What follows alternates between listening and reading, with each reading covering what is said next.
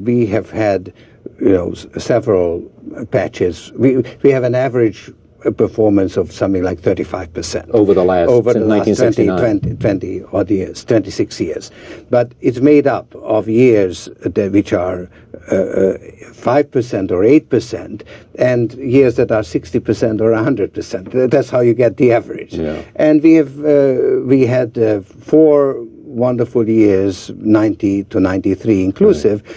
And 94 we were only up 4%, which was our second worst year.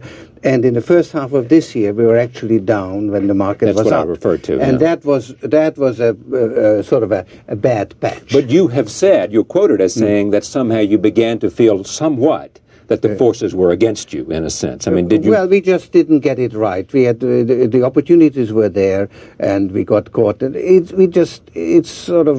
didn't hang together, but we got it together now. All right, but stay with me, though. Let me explore this, because there is something, I think, for people to say, what happened when you were on such a roll that you began to hit the rough patch? Right. What did it do to you, and what did it cause you to question, and how did you come out of it? Well, first of all, I'm immune, because I've now got a young team. I know. They do all the work, and I'm very supportive, and I worry for them, but I don't really worry. Well, Stanley Druckenmiller and people like that have gotten all the credit. But they took all the pain, right. Because, managing money the way we do is extremely painful. A very responsible job and very stressful.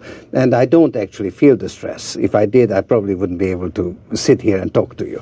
So that's number one. You don't feel the stress anymore because it's not your judgments that are on the line? I'm not on the line. Right. They are on the line, and I'm just stand behind them. I'm coach, right? And they are performing. It's right. Of You're course, the coach and Stanley's a quarterback, is that? Right. So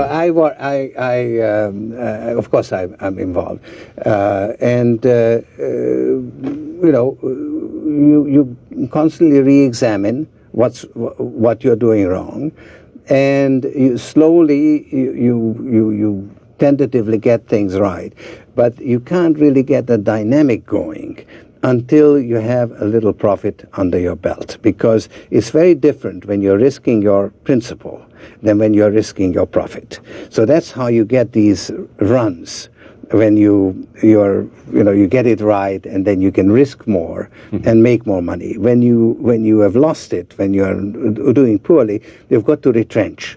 And even as you get it right, you don't get the performance until you can do it on a larger scale, because risking your profit, you see, is much easier. It's less terrifying than risking your principal. Yeah, I mean, the reason we have such a good record is because we never lose our principal. Once we are in a bad position, we retrench. So we might lose a little bit, but we'll never endanger because you leverage well. That's right. We deleverage when we are not making money. You stop leveraging. I assume that's what deleveraging means. Yes. But in the sterling coup, which would not coup, in the investment there, where you captured the attention of the world and certainly the Bank of England. Right. Did you put $10 billion at risk or not? Yes. Now, was that all profit or was that principal? Well, it was our principal, but it was not all at risk, because the most we could have lost would have been, let's say, 2-3%, because there was it was a high reward, low risk bet. Right. In other words, if it had gone wrong, we would have had the transaction cost of undoing it. Right. Whereas if we got it right, we made something like 15-20%. So we did put all our equity at risk, but it wasn't it wasn't really very much of an expert. You weren't risking $10 billion, you were risking $1 billion or less, even less. Even less. That was substantially less. Yeah. We made $1 billion, but we made more than $1 billion actually. But we could have lost a few $100 million, which would have been perfectly acceptable. 1995. I don't want to move past business, but stay with me for a second. In 1995, the beginning of '95, when you began to, it was a rough patch.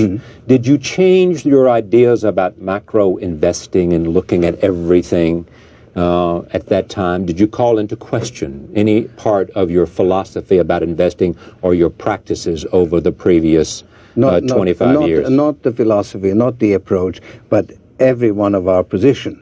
was very much re-examined. Yeah. And actually, one of the things we did was to focus more on individual stocks, Yes. And not just the macro, because macro is one bet. You Right. see, whereas if you select particular stocks, you have a thesis concerning an industry or a company, then you have, let's say, a division of risk, so you can do a little more. Yeah. Well, your philosophy about equity investments when looking at a company has to do with management, has to do with...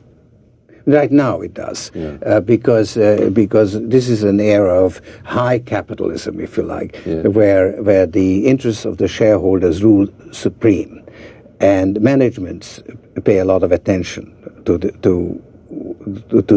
interests of the shareholders. And if you can And that's find a change you find, that I there's think much that more is- of a sensitivity yes. to shareholders and return to shareholders than been in the past. That is correct. And therefore, if you can identify managements which are changing their attitude, or where there's a change of management, you can be very well rewarded. Yeah.